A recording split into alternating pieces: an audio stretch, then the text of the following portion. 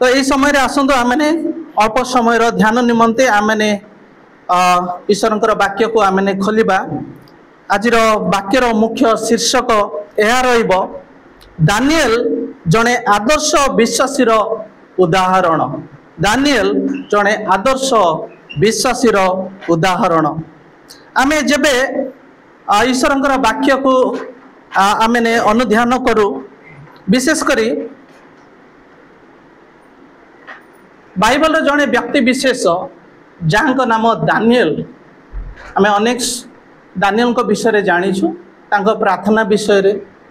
आम भल भाव जानीछु, तांकर विश्वास विषय आम भल भाव जानू। आ से दानिएल को विषय आज आम अल्प समय आम ध्यान करने जिबा। दानिएल जड़े आदर्श विश्वासी उदाहरण। आम जब दानिएल को जीवन को आम देखू आ अनुध्यान करू, दानिएल को जीवन आम को बहु मात्रा रे आम को उत्साहित करे गोटे सुंदर क्रिस्टियन जीवन यापन करने, गोटे भल गोटे उत्तम क्रिस्टियन जीवन यापन करने आम को निश्चित भाव में उत्साहित करें। ख्रीष्टपूर्व 605 रे बाबिलोन प्रदेश राजा नबुकदनेस्सर जहाँ ठारे पूरा विश्वर शक्ति रही थिला, जड़े पावरफुल किंग, जड़े पावरफुल राजा, शक्तिशाली राजा नबुकदनेस्सर से ख्रीष्टपूर्व 605 रे से जिहुदा प्रदेश को आसी जिहुदार लोक मान को से कैप्टिव करी बंदी करी से बाबिलोन को नहीं गला। तीनटा पर्याय रे 605 रे 597 रे आ 586 रे आ 605 रे किछि लोक को जिहुदा प्रदेश रो लोक मान को ए नबुकदनेस्सर बाबिलोन रो राजा आसिकी एमान को बंदी करिकी नहीं गला। आउ से लोक मान को मध्य रे जड़े व्यक्ति जे कि थिले से होचंती दानिएल। किछि जिहुदार लोक माने पुणी दानिएल मध्य सेमानक सहित से बाबिलोन को से बंदी होई करी से जाइथिला। आउ जेबे ए लोक माने जिहुदार लोक माने बंदी होई बाबिलोन को गले आउ से समय रे दानिएल को विषय आमने किछि आमने देखिबा को पारो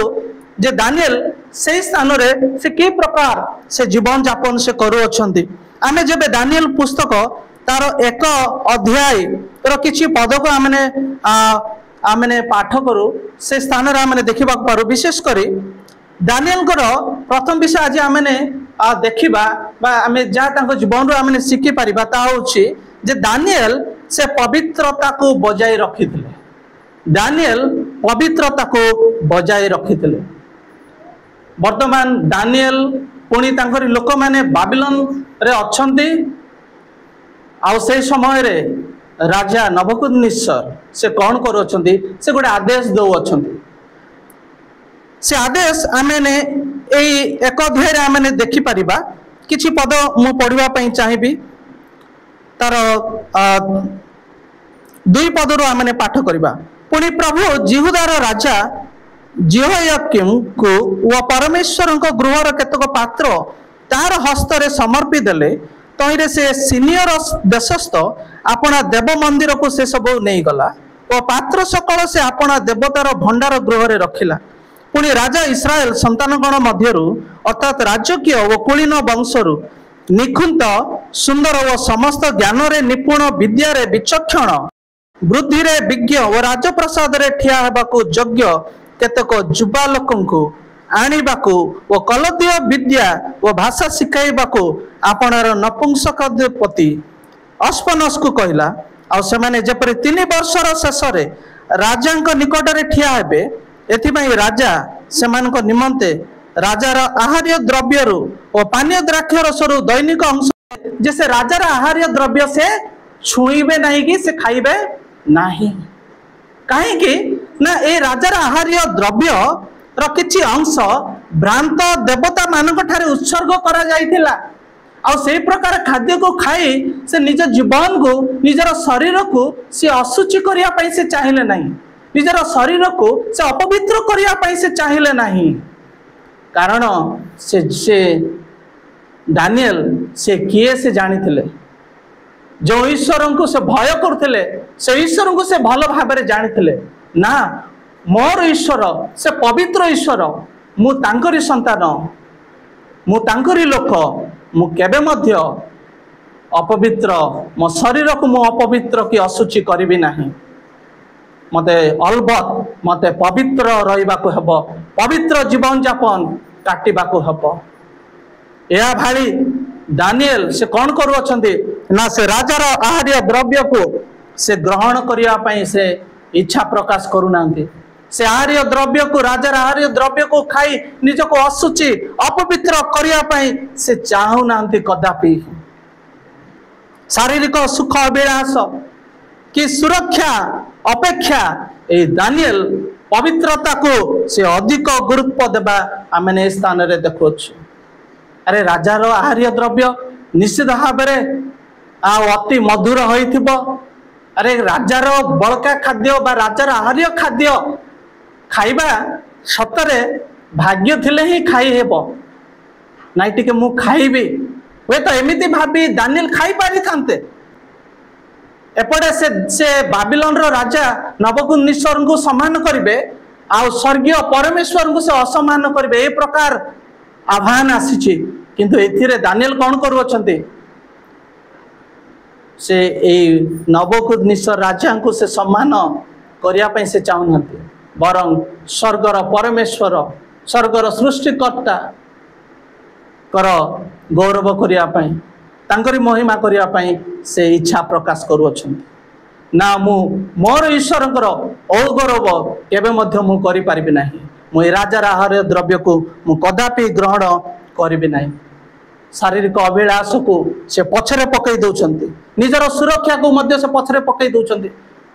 से हुए तो टिके चिंता करिवा कथा अरे राजा तांकरी आहार्य द्रव्य खाइबा पई आदेश करिसंती जांक पाखर से आओ बाबिलोन रो से महामहिम जड़े मुखिया जड़े राजा से साधारण व्यक्ति नुहंती अरे मु जदि तांको आदेश तांको द्वारा आदेश होइतिबा आर्य खाद्य को जदि मु खाइबे नहीं ताले मो जीवन को निश्चित भाव में विपद मो जीवन प्रति विपद रही अछि राजा चाहिले मते कौन ना कर दे पारे दरकार पड़ले मो जीवन रो कौन सी आशा नहीं किंतु से निजर सुरक्षा को से देखुना निजर सुरक्षा को देखुना से ईश्वर को लक्ष्य करछंती से ईश्वर को देखुछंती मो जीवन को जहाँ विपद आसले आसु पछे मो राजार आहार्य द्रव्य को मु छुईबी नहीं कि खाइबी नहीं एहा से स्थिर करछंती मनस्थ करूछंती आज अनेक लोक अछंती पद मर्यादा जगु पद मर्यादार भय सकाशु सुरक्षार भय पाई से पाप करती किंतु ए स्थान रे निजर सुरक्षा पाई कि निजर पद मर्यादा पाई ए स्थान रे दानिएल कौन सी प्रकार पाप करवा मैंने देखुना बरं से प्रभु को से केते प्रेम करुथिले प्रभु को से केते भय भक्ति करुथिले ताहा ए स्थान रे प्रकाश पाइबा आमे देखुअछु ईश्वरंकर भय संपूर्ण दानिएलंकर जीवन को अधिकार करथिला मु यह प्रश्न करिया पई चाहे आज आमे जतेक स्थान रे बसिछु आज आमनकर जीवन की प्रकार आज के आमे प्रभु को प्रेम करूछु प्रभु को भय भक्ति करूछु जदि आमे प्रभु को भय करूछु तांको यथा सम्मान करूछु ताले आमे पवित्र जीवन काटुछु कि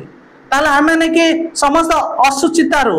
समस्त असुचि वस्तुरु विषयरु समस्त पाप मंदतारु आमे निजको पृथक रखुछु आ पवित्र जीवन यापन काटुछु प्रभु आमे कौन से आशा करते कौन चाहती प्रभु चाहती जे आमे प्रभुंकर लोक माने आमे पवित्रता को बजाय रखो पवित्र जीवन अवलंबन करो पवित्र जीवन यापन काटो यह प्रभु आम ठारू आशा करती आज आम जीवन की प्रकार प्रभु चाहती केवल परित्राण पाई गले यथेष्ट नुह किंतु आम जीवन शेष संध्या पर्यंत आम को अलबत पवित्र जीवन यापन आम को काटवा को हम ताहा दानिएल से करते गोटे विदेश स्थान रे से प्रभु को से केते प्रेम करुले केते भय भक्ति करुले ताहा से प्रकाश करवा आम मैंने देखु दानिएल जड़े आदर्श विश्वासी उदाहरण से निजर पवित्रता को से बजाई रखी थे। द्वितीय विषय आम कौन देखु दानिएल 9 अध्याय को आम जब पाठ करूँ बा दानिएल 6 अध्याय को आम जब पाठ करूँ से स्थान में आम देखुचु केवल दानिएल जे पवित्र जीवन यापन काटुले पवित्रता को से बजाई रखी थे ताहा नुह केवल पवित्र जीवन आम देखु ताहा नुह ईश्वर सहित से केमिति संयुक्त जीवन काटुले ताहा आम परिलिखित करूँ केमिति से ईश्वर सहित संयुक्त जीवन काटुले आम देखु प्रार्थना जीवन दानिएल से बंदी होकर बाबिलोन राजा द्वारा से बाबिलोन को जाइछन्ते से स्थान रे मध्य से प्रभुंकर निकटवर्ती हेबारे से भूली जाऊना प्रभुंकर निकट प्रार्थना माध्यम प्रभुंकर निकटवर्ती हेबारु से पछघुंचा होना विदेश स्थान रे मध्य प्रभुंकर निकटवर्ती होउछन्ति प्रभुंकर प्रार्थना करूछन्ति ताहा माने आओ देखु तांकर धार्मिक जीवन यापन करवा आम देखुचु से सब बेले प्रभु निकट को आओ से जाऊले प्रभु प्रार्थना करुले आम भल भाव जानू दानिएल से कौ जगार अच्छा बाबिलोन रे अच्छे आ प्रभु तांको एमिति आशीर्वाद कले दया अनुग्रह कले से राजप्रसाद गोटे बड़ पोजिशन से पाइले गोटे बड़ दायित्व से पाइले आ से स्थान रे राजप्रसाद रे से कार्य करुछथि गोटे बड़ पोजिशन रे से अच्छे निश्चित भाव में तांको पाखरे समय अभाव गोटे व्यस्त बहुल परिस्थिति मध्य से अच्छे जड़े व्यक्ति राजप्रसाद रे काम करुछि तार अर्थ से निश्चित भाव में से फ्री थिबो कि केबे नुह किछि ना किछि दायित्व ता पाखरे अछि बहुत बड़ दायित्व ता पाखरे अछि तथापि व्यस्त बहुल मध्य एते बिजी रे रहिबा समय रे मध्य लॉट ऑफ रेस्पॉन्सिबिलिटी अनेक दायित्व तार रही प्रसाद रे तथापि दानिएल से कौन करुछन्ति प्रभुंक ठारे प्रार्थना करिया पई से समय बाहर करूछन्ति से ईश्वर को भूली जाई नथिले प्रार्थना करिवार से निवृत्त होई जाई नथिले जेते कार्य थिले मध्य ऑन टाइम से कार्य करुथिले निश्चित भाव रे आउ किछि समय प्रभुंक ठारे समय बितेबा पई से बाहर करुथिले अनेक समय आमे कही था जे ना मु बहुत व्यस्त अच्छी मु बेसी बिजी आज्ञा मु बहुत बिजी अच्छी पर अमक काम अच्छे समक काम अच्छे बाइबल पढ़ा को कहीं समय प्रार्थना करने को कहीं समय मत मोर ड्यूटी जीवार अच्छे एपटे आसला पिला विचार करुच्छे परिवार सब कार्य अच्छी सब विषय रही मत प्रार्थना करने को कहीं समय आम एमती एक्सक्यूज लेम एक्सक्यूज आम आनी था किंतु दानिएल को देखंतु राजप्रसाद रे जड़े काम करुछि गोटे बड़ पदवी अच्छी बड़ दायित्व तार रही किंतु प्रभुंक ठारे संयुक्त जीवन काटिबा प्रभुंक ठारे प्रार्थना करिया पई से केमिति समय बाहर करुछि दानिएल केते थर प्रार्थना करुथिले से दिन को 3 थर प्रार्थना करुथिले बाइबल प्रकाश करे नुह कि व्यस्त बहुल मध्य थाई मध्य से समय बाहर करी से प्रभु ठारे से प्रार्थना केवल से प्रार्थना करुथिले ताहा नुह से उपवास मध्य करुथिले केवल उपवास करुथिले ताहा नुह से ईश्वर वाक्य मध्य पठन करुथिले आमे जेबे ए दानिएल तार 9 अध्याय 2 पद को पढ़ो से जिरिमिया पुस्तक पाठ करुथिले ईश्वर वाक्य को पाठ करुथिले राजप्रसाद रे जने कार्य करुछंती एते बड़ दायित्व पर अछंती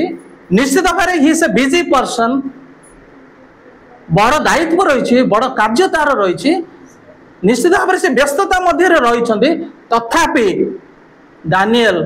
समय बाहर करुछंती प्रार्थना करने उपवास रही ईश्वर वाक्य पठन करने देखो तार धार्मिक जीवन जापन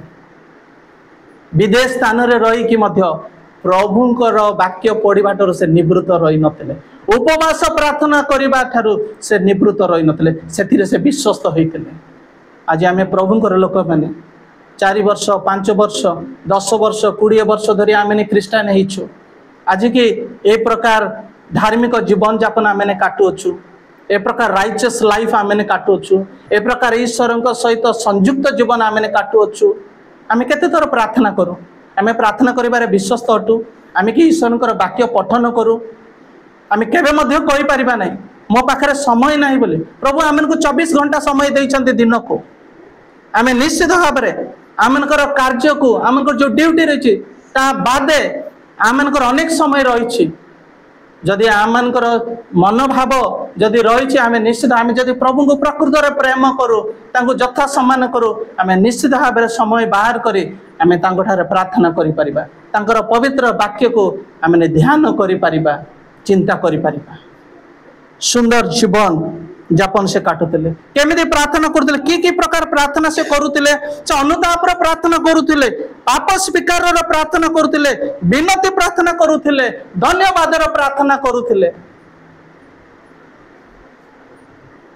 पुणी विपद समय रे आवश्यकता समय रे दानिएल प्रभु को निकट में प्रार्थना करुले आज आम मैंने अनुतापर प्रार्थना पाप स्वीकार प्रार्थना विनती प्रार्थना धन्यवाद प्रार्थना आम निश्चित भाव में दानिएल को भली आम करबा आवश्यक दानिएल जड़े आदर्श विश्वासी उदाहरण तांकर पवित्र पवित्र जीवन विषय आम आलोचना कलु से पवित्रता को बजाई रखिले पवित्र जीवन यापन से कले द्वितीय आम देखिलु से धार्मिक जीवन यापन कले ईश्वर सहित संयुक्त जीवन काटिले जो थे आम देखिलु तांकर प्रार्थना जीवन ईश्वर वाक्य पठन करिवार जीवन आम देखिलु तृतीय शेष आम देखा ये दानिएल 6 अध्याय रे आम देखुचु जे दानिएल केवल पवित्र जीवन यापन काटिले ताहा नुह केवल धार्मिक जीवन यापन काटिले ताहा नुह से मध्य कौन ना प्रतिकूल अवस्था रे से विश्वस्त जीवन काटिले प्रतिकूल अवस्था रे विश्वस्त जीवन काटिले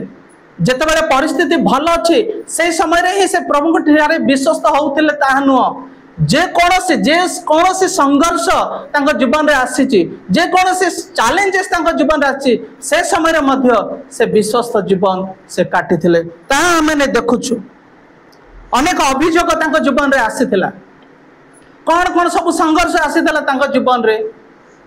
प्रथम संघर्ष होची जे बाबिलोन रे राजा आसिकी ए जिहुदार लोक मानकु बंदी करिके नै जाउछन्ते आ से मध्य से बंदी मानक मध्यरु जणे बंदी ता संघर्ष विषय नुह कि गोटे राजा आसिकी गोटे विजातीय राजा आसी ईश्वर लोक मानकु झिकी टाणी ओटारी बंदी करिके नै जिबा एटा संघर्ष विषय नुह कि कष्टर विषय नहीं जदि गोटे पाड़ाखिंडू गोटे लोक आसिकी आमको टाणी ओटारी पाड़ाखिंडी की नहीं जीव आम भल लगे से प्रकार जीवन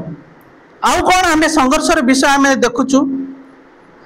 ना ये दानिएल प्रथम सी तो से बंदी होगी से स्थान को जाउछन्ते पुणी बाबिलोन को से जतबेले जाउछन्ते सेठाकर परिस्थिति संपूर्ण अलग लोक माने अलग से चिंता मनोभावना अलग सेठाकर व्यवस्था अलग सेठाकर संस्कृति सेठाकर परंपरा संपूर्ण अलग एमान ठारू आ से परिस्थिति मध्य रहिबा बंचिबा जीवन काटिबा कालक्षेपण करिबा साधारण विषय नहीं ताहा मध्य संघर्ष ताहा भी चैलेंजेस तथापि से प्रभु ठारू से हटि जाइथिले कि प्रभु ठारे विश्वास करि प्रभु को विश्वास करिबारे से निवृत्त होइथिले कि ना किंतु से जे सब बेले प्रभु ठारे प्रार्थना करूछन्ती आ राजा प्रसाद किछि लोक माने राजा निकट को आसिकी अभियोग करूछन्ती आ राजा तुम्हें एमती गोटे साक्षर कर जे कौन सी व्यक्ति आ से कौन राजा छड़ा नुह कि राजा छड़ा से कौन सी देवता ठारे से प्रार्थना करि परिबो नाही तमे एमती गोटे साक्षर तमे कर आ से लोक मानक अनुसार राजा साक्षर कले जदि कई राजा छड़ा कई जदि कौन सी देवता कौन सी ईश्वर ठारे प्रार्थना करे से कौन करा जिवो दंड कौन रहिबो से सिंह गर्त रे पका जिवो आउ दानिएल कर प्रार्थना विषय रे लोक माने ज्ञात अछंती जानि छंती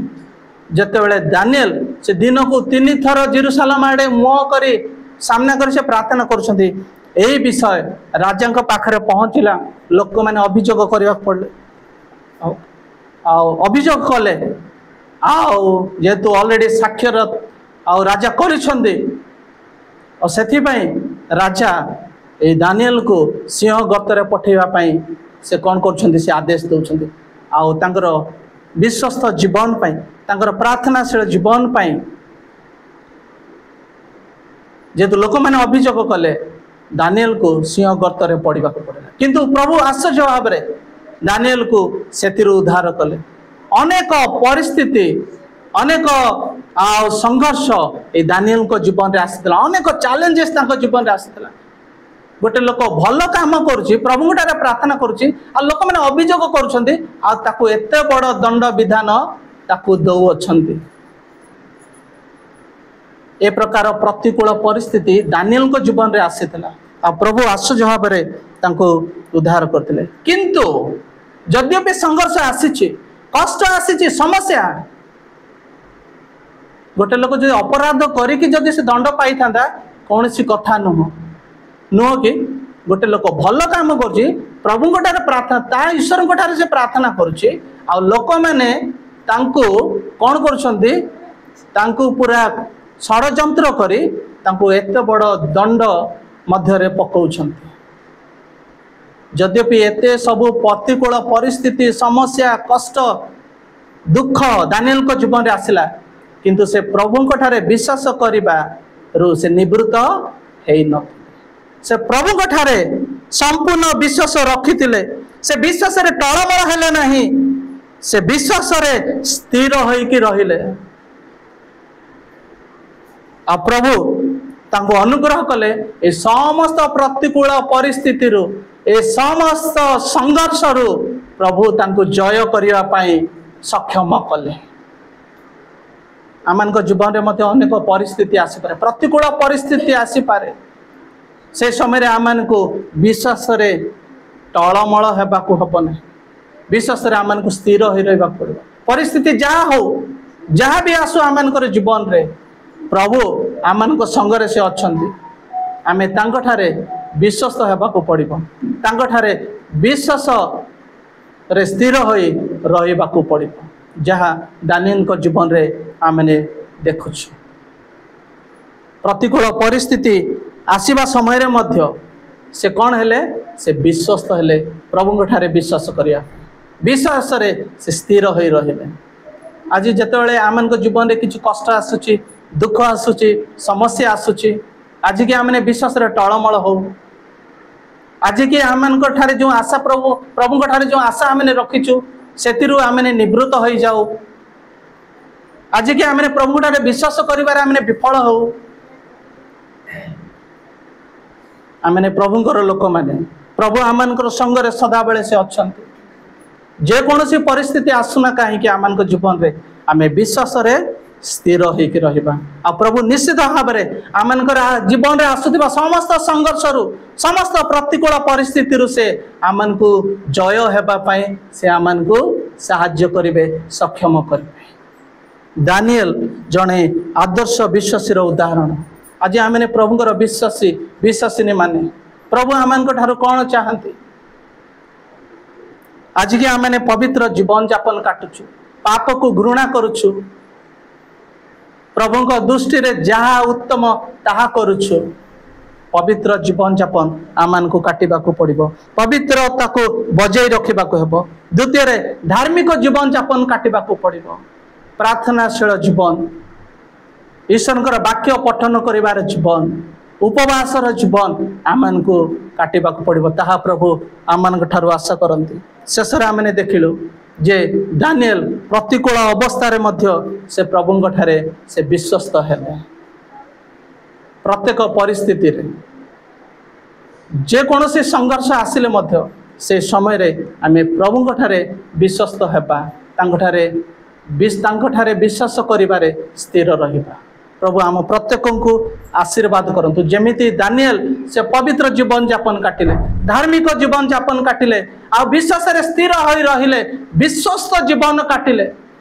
ପ୍ରଭୁ ଯେକୌଣସି ପରିସ୍ଥିତି ମୋ ଜୀବନରେ ଆସୁନା କାହିଁକି, ଯାହା ବି ଘଟିଯାଉ ମୋ ଜୀବନରେ, ପ୍ରଭୁ ମୋ ପରିବାରରେ, ମୁଁ ତୁମକୁ ଛାଡ଼ିବି ନାହିଁ। ମୁଁ ତୁମଠାରେ ସମ୍ପୂର୍ଣ୍ଣ ବିଶ୍ୱାସ ନିର୍ଭର କରି ମୁଁ